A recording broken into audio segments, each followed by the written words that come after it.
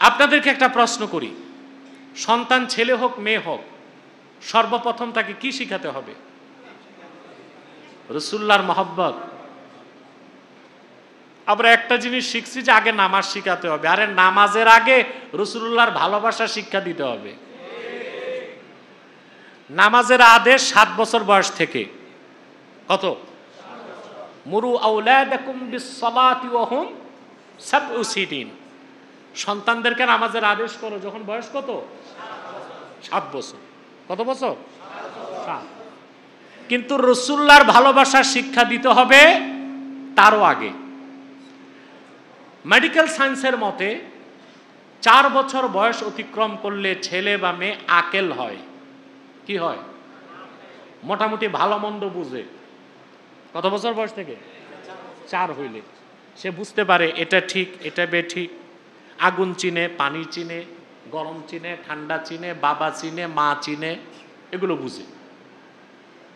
তো মুহাদ্দিসদের ব্যাখ্যা হচ্ছে 7 বছর বয়স থেকে নামাজের আদেশ করতে হবে। তারও আগে আকল চলে আসার সাথে সাথে ছেলে হোক মেয়ে হোক রাসূলুল্লাহর ভালোবাসা অন্তরে গেঁথে দিতে হবে। এই ব্যাপারে আমি আপনাদেরকে একটা হাদিস শোনাচ্ছি। মুজাম তাবারানীতে হাদিসটি এসেছে হযরত আলী থেকে। ওয়ান আলিয়্যিন কাররামাল্লাহু ওয়াজহা আনিন নবী সাল্লাল্লাহু আলাইহি ওয়াসাল্লাম আদিবু আওলাদাকুম বিসালাসি খিসালিন হুব্বি নবিয়িকুম ওয়া আলে বাইতিহি ওয়া তিলাওয়াতিল কুরআন। হযরত আলী বর্ণনা করেন আল্লাহর রাসূল ইরশাদ করেছেন, তোমরা তোমাদের সন্তান ছেলে হোক মেয়ে হোক তাদেরকে সর্বপ্রথম 3টা শিষ্টাচার শিক্ষা দাও। তার প্রথমটা হচ্ছে তোমরা তোমাদের নবীর ভালোবাসা, তার মানে আমার ভালোবাসা তাদেরকে শিখাও। দ্বিতীয় আমার বংশধরের ভালোবাসা শিখাও। তৃতীয় আল্লাহর কোরআনের তেলাওয়াত শিখাও। নামাজের হুকুমের আগে না পরে? নামাজের হুকুমের আগে না পরে? আগে। এটা প্রথম কাজ। প্রথম কাজ এটা রাসূল করিম সাল্লাল্লাহু আলাইহি ওয়াসাল্লামের ভালোবাসা অন্তরে জাগ্রত করতে হবে। আহলে বাইতের ভালোবাসা শিখাতে হবে। কোরআন শরীফ তেলাওয়াত শিখায় দিতে হবে।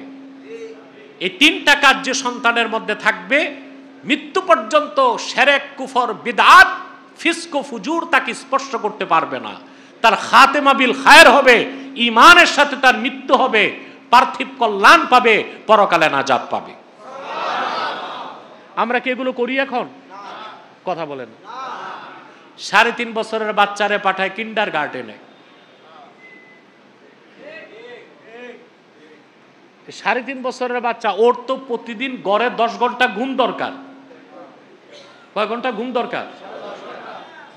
6 বছরের আগে কোনো ছাত্র ছাত্রীকে স্কুলে ভর্তি করা উচিত না। এটা জানেন আপনারা? কথা বলেন। ইউরোপ আমেরিকাতে এই নিয়মটা মেনটেন করে তারা। 6 বছর বয়স হওয়ার আগ পর্যন্ত কোনো ছেলে মেয়েকে স্কুলে দেওয়া উচিত না, কারণ তাকে প্রচুর ঘুমাতে হবে। এখন মনে করেন আপনাদের যে পরিবেশ, আপনাদের যে কালচার, এখন দেখা যায় বাবা মা একজনও ফজর নামাজ পড়ে না। বাচ্চাটাকে ভোর 7টায় উঠায়া মুখ হাত ধোয়া পিটায়া পাঠায়া টিফিন বক্স দিয়ে স্কুলে পাঠায়। এটা কি তার এই 4 বছর বয়সী স্কুলে যাওয়ার টাইম না ঘুমানোর টাইম? কথা বলে না। আপনি তাকে এই শৃঙ্খলায় কেন আনলেন, বাধ্যবাধকতায় কেন আনলেন? এ সন্তান তো কোনো কাজের হবে না। অথচ আপনার উচিত ছিল সকাল সকাল তারে ঘুম থেকে উঠায় মসজিদের মক্তবে পাঠায় দেওয়া। ঠিক না? কোরআন শরীফ শুনতো, কোরআনের তেলাওয়াত শুনতো, আল্লাহর কোরআনের অক্ষরগুলো তার হৃদয়ে প্রাচীরে স্পর্শ হয়ে যেত। সুবহানাল্লাহ। এখন দেখবেন ফজরের পর বিভিন্ন মসজিদের মাইকে মুয়াজ্জিন ডাকে, আপনারা আপনাদের সন্তানদেরকে মসজিদে পাঠান। ডাকে না? ডাকতে হবে কেন? আমাদের দেশে একটা কালচার ছিল 15 বছর, 20 বছর, 30 বছর আগে, ফজর নামাজের পর প্রতিটি মসজিদ থেকে মক্তবে বাচ্চাদের কচি কাচাদের আওয়াজে পরিবেশটা মুখরিত হয়ে যেত। আছে ওই পরিবেশ? এটা ধ্বংস করছে কিন্ডারগার্টেন। কোনটা?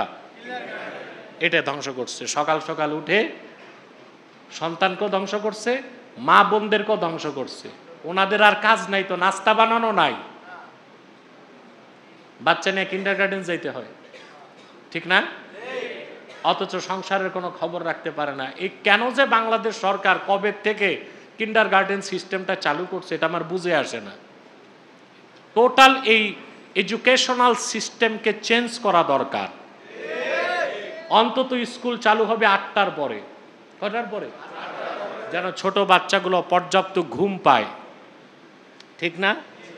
অন্তত সকালে আধা ঘন্টা মক্তবে যে তেলাওয়াত করতে পারে, এরকম সুযোগ হওয়া উচিত না? তাহলে জাতি একটা সভ্যতার উপর গড়ে উঠবে। একটা কথা মনোযোগ দিয়ে মনে রাখবেন, যুদ্ধের বিপর্যয় কাটানো যায়, সভ্যতা আর সংস্কৃতির বিপর্যয় কাটানো যায় না। এটা বুঝতে পারছেন? বুঝেন নাই তো, আন্দাজি কইছেন। জি,